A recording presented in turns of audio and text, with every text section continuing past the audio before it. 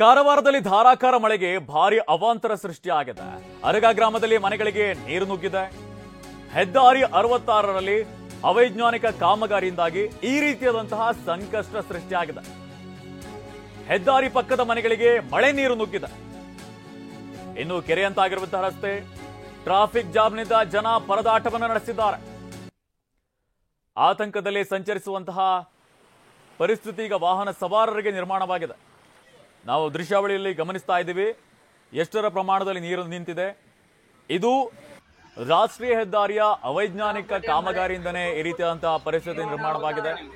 ಇನ್ನು ಈ ರಾಷ್ಟ್ರೀಯ ಹೆದ್ದಾರಿ 66 ಏನಿದೆ ಇದರ ಸುತ್ತಮುತ್ತ ಇರುವಂತಹ ಮನೆಗಳಿಗೂ ಕೂಡ ನೀರು ನುಗ್ಗಿದೆ. ಕಾರವಾರ ತಾಲೂಕಿನಾದ್ಯಂತ ಧಾರಾಕಾರವಾಗಿ ಮಳೆ ಆಗ್ತಾ ಇದೆ. ವಾಹನ ಸವಾರರು ಒದ್ದಾಡ್ತಾ ಇದ್ದಾರೆ. ನಾವಲ್ಲಿ ದೃಶ್ಯಾವಳಿಯಲ್ಲಿ ನೋಡ್ತಾ ಇದ್ದೀವಿ, ಒಂದು ಓಮಿನಿ ಕಾರು ಕೂಡ ಅಲ್ಲಿ ಜಖಮ್ ಆಗಿದೆ.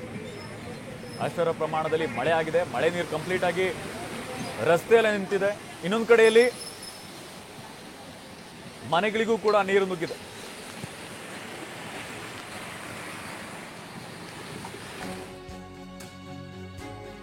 ಉತ್ತರ ಕನ್ನಡ ಜಿಲ್ಲೆಯಲ್ಲಿ ಮಳೆ ಅಬ್ಬರ ಮುಂದುವರೆದಿದೆ. ಚೆಂಡಿಯಾ ಗ್ರಾಮದಲ್ಲಿ ಮನೆಗಳಿಗೆ ಮಳೆ ನೀರು ನುಗ್ಗಿದೆ. ಕಾರವಾರ ತಾಲೂಕಿನ ಚೆಂಡಿಯಾ ಗ್ರಾಮದಲ್ಲಿ ಆತಂಕ ಮನೆ ಮಾಡಿದೆ. ವೃದ್ಧ ದಂಪತಿಯ ರಕ್ಷಣೆಗೆ ಸ್ಥಳೀಯರು ಹರಸಾಹಸ ಪಡಬೇಕಾಗಿರುವಂತಹ ಪರಿಸ್ಥಿತಿ ನಿರ್ಮಾಣವಾಗಿದೆ.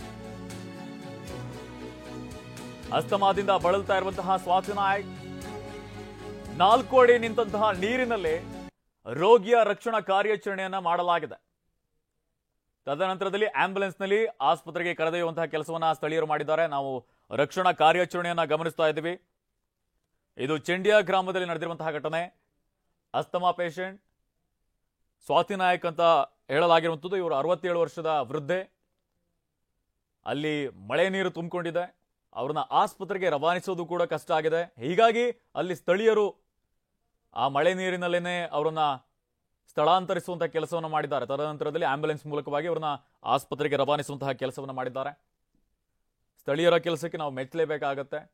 ಅವರು ಅಸ್ತಮಾ ಪೇಷಂಟ್, ಅವರಿಗೆ ಚಿಕಿತ್ಸೆ ಅನಿವಾರ್ಯತೆ ಇತ್ತು. ಈ ಸಂದರ್ಭದಲ್ಲಿ ಮಳೆಯಲ್ಲೂ ಕೂಡ ಹೊರಗಡೆ ಹೋಗೋದಕ್ಕೂ ಕೂಡ ಕಷ್ಟ ಆಗ್ತಾ ಇತ್ತು. ಹೀಗಾಗಿ ಸ್ಥಳೀಯರು ಅಲ್ಲಿ ಮಳೆ ನೀರಿನಲ್ಲೇನೆ ಅವರನ್ನ ಹೊರಗಡೆ ಕರೆದೊಯ್ಯುವಂತ ಕೆಲಸವನ್ನು ಮಾಡಿದ್ದಾರೆ.